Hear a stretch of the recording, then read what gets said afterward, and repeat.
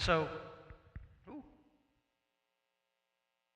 So our vision has, I think 200 is my cap. I don't think that I can pastor a church beyond 200. And and then he turned around and he says, "What if God dropped 500 on your lap?"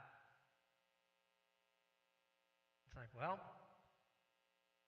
I guess I'd have to do it. Why do I say that? I say because if my vision limits me, God, He's going to do everything.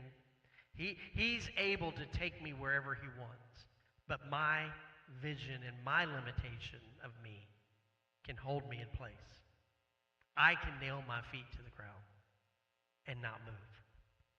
I want to talk about love. I know some of y'all had something that you wanted to say, and I apologize, but let me just kind of get through this. Love. Imagine a church where people are known by their love. A love that is not superficial, but one that is genuine. Jesus said that people would know that He, or that we belong to Him by our love for one another, and that's coming out of the ministry pass DNA, the core of the local church, and it's John 13:35. Now, I'm going to tell you one thing about this church. We are pretty good in this area. We are pretty good in this area. Okay, we're really good in this area. But how do we make this crystal clear to the community? Because here's the thing, folks. We are amazing, and Joe, I'm going to come back to you again. We are amazing. It's the effects, Brandy. You got to turn the effects off. We are amazing at loving people once they cross the threshold. Would you agree, Joe? We're pretty good at loving one, but it's the people on the other side of the threshold that have no clue how loving we are. It's the people on the other side of the threshold. Once we get them here, I love bragging on y'all because the thing that I'm always told is even by people that are just visiting, they're not coming back. I know they're not coming back because they're just visiting. And they tell me, man, I just didn't want to drive to my church today. But they meet me at the back door and they go, man, you have the most loving church that I've ever encountered. They got nothing to gain. And they have nothing to lose.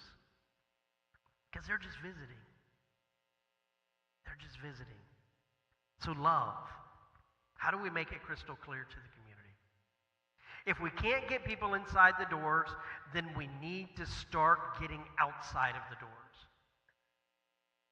Now, there are people that believe, and I don't completely disagree with them, but I do somewhat disagree with them. It's not completely my job to get outside the doors. It's not completely my job to get outside the doors. Does that give me the freedom to stay behind a locked door? No, it does not. That's not what I'm saying. But it's the church that is to move. And it's my job to cast the vision into that movement. We've got to get beyond the doors. We're going to come to a close here in just a moment. So how can this church love this community? How can this church love this community?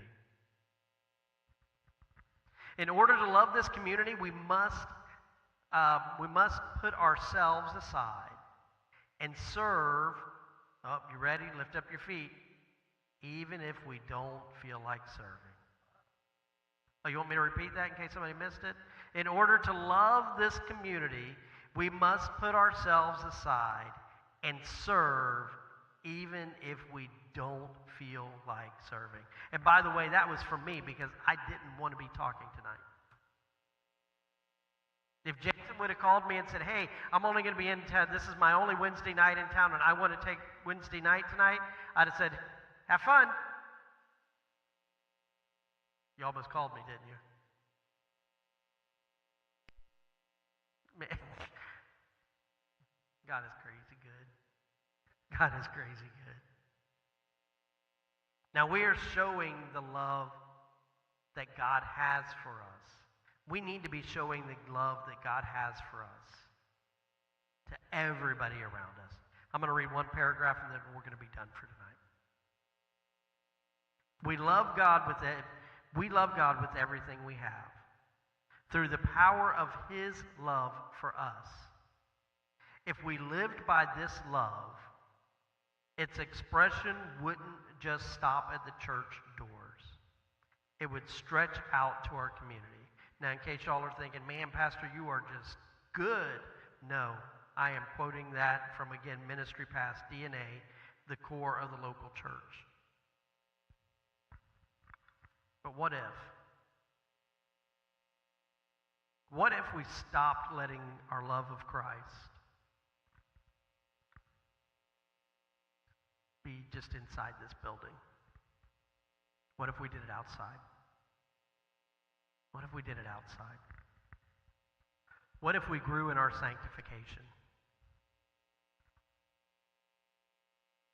Maybe, I'm just going to throw it out there, maybe some of y'all need to go back to justification. Sorry if that hurt. Not. Maybe you need to go back to justification. Because I'm telling you, there's a lot of people that believe that they are saved. That they believe that they are justified, that they believe that Christ is living in them. And the only reason they went down an aisle was because of an emotion, not an encounter. And folks, there's a difference between an emotion and an encounter. Because with an emotion, you will end up back in the life that you had within weeks to months. With an encounter, the old man dies and the new lives. So are you going through life with an emotion or an encounter? Dear Lord, I just thank you for this evening and this opportunity to be together. Father, I just ask that you'll be with each one of us, that you'll just lead, guide, direct. Father, that you'll just open our hearts and our minds. Father, that we will just focus on you. And Father, that we will serve you. Father, I'm going to ask you the question, what's next? And then I'm going to wait to hear your answer. But while I'm waiting, I'm going to serve. While I'm waiting, I'm going to worship.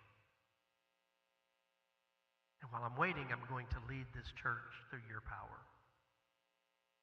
We ask all of this in Jesus' most precious name. Amen. Thank you.